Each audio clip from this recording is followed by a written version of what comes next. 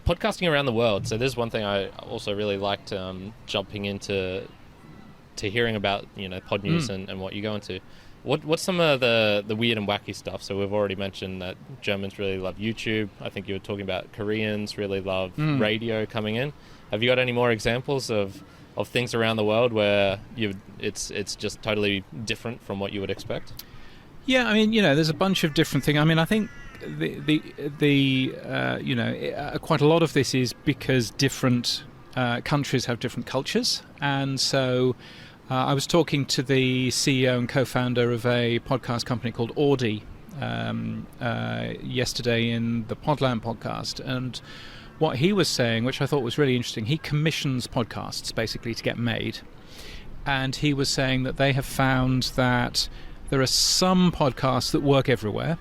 News podcasts, for example, as long as the subject matter is broad enough, then they will work everywhere. Whereas comedy really is very localized. I could see that. And I remember going to I went on a course to learn how to write comedy, which was really interesting. And one of the things that you learn pretty early on is that American comedy works in a completely different way than British comedy.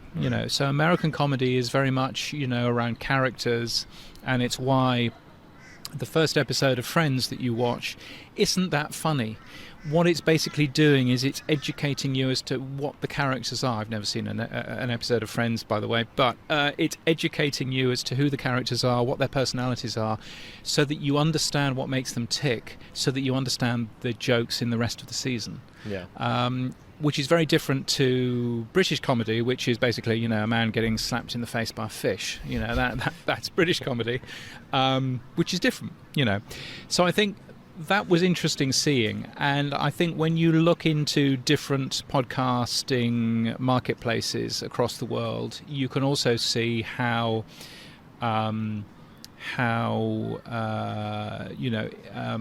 mature those industries are by what's in the top 10. If it's mostly reheated radio shows that are in the top 10, it's not a very mature market in comparison to those markets where they've understood that actually, quite a lot of podcast content is different and needs to be made in a different way and has a different life cycle and everything else. And so you can very much see, for example, in Singapore, in Korea, in those sorts of places, there's an awful lot of reheated radio shows, whereas in the more mature markets, such as here in Australia or in the US or the UK or Canada, you can see that actually reheated radio shows they're still there, but they're quite far down that list, because there's more bespoke, carefully made stuff which is there, instead. So interesting seeing that, but also just interesting seeing the tremendous difference in terms of how people are consuming